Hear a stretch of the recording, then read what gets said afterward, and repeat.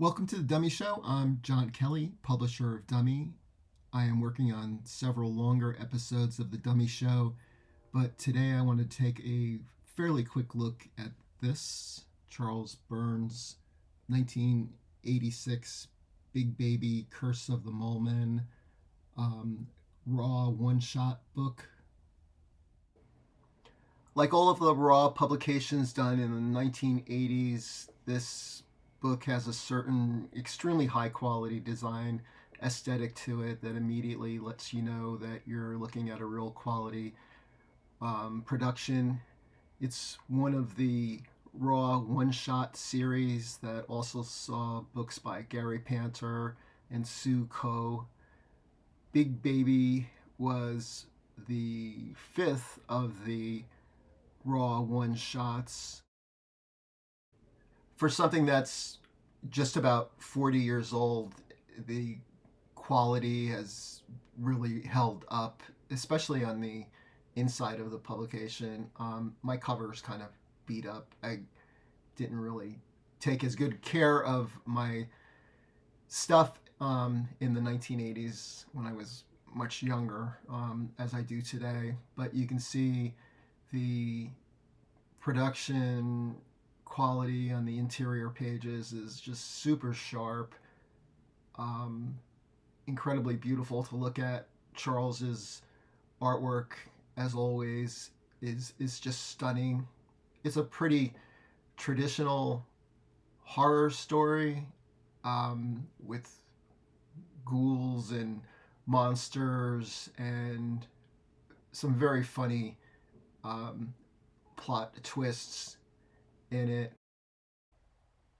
In the story, Charles's Big Baby character sees some suspicious activity taking place next door and investigates, and sort of chaos ensues. It's Charles's take on a 1950s horror movie / EC comic from that same era. Again, the artwork is just absolutely gorgeous, and it's a funny story, and it certainly holds up. Just about 40 years later. And again, throughout the book, the artwork and the production is just razor sharp. The book has these gorgeous end pages and back covers, incredibly beautifully designed, just like everything Raw ever did. A beautiful book.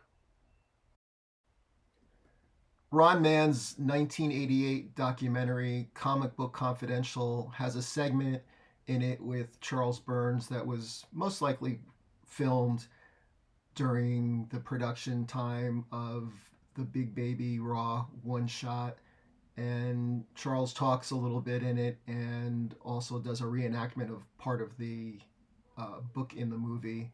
Let's take a look here.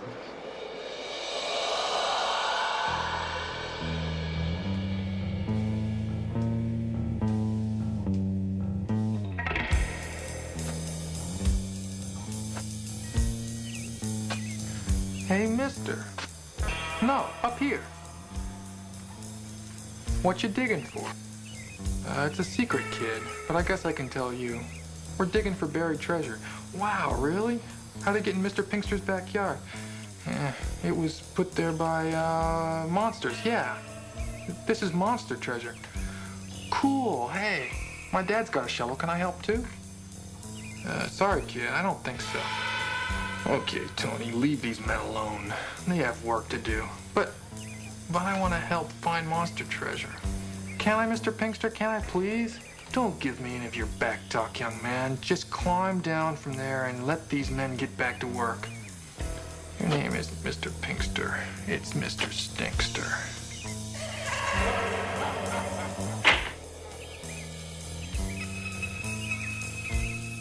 Is there anything wrong, dear? I thought I heard laughing.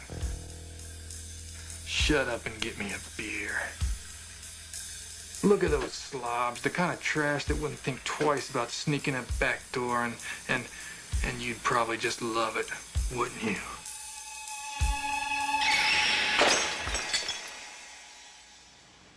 The style of horror comic that I'm trying to get at, rather than the generic horror story that came out of EC Comics, that involve werewolves and creatures coming back from the dead for retribution and so on.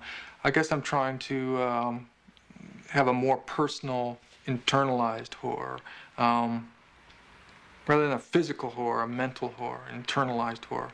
And the book Big Baby, there's a lot of themes that go throughout the book, but when it comes down to really just a story of a kid who suddenly becomes aware of the adult world, the horror of the adult world.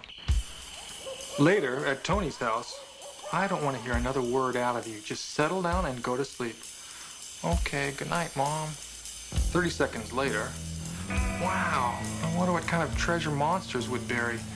I wish I could. Hey, something's moving down there. Geez, looks like one of those monsters. Mom, Dad, come quick, it's a monster. All right, Tony, what is it this time? Look, monsters in Mr. Pinkster's backyard, I'm not kidding. There's nothing down there but a hole. I think you've been watching a few too many spook shows for your own good. But it really was there, Dad, really. Do you want me to plug in your nightlight, son? Ah, Dad, that's baby stuff. 1 hour later. There it is again. But it's carrying something. Looks like a man. Oh, no. Now it's calling back in the hole with him. Oh, no. Mom! I'm losing my patience with you, young man. If you don't... Mom?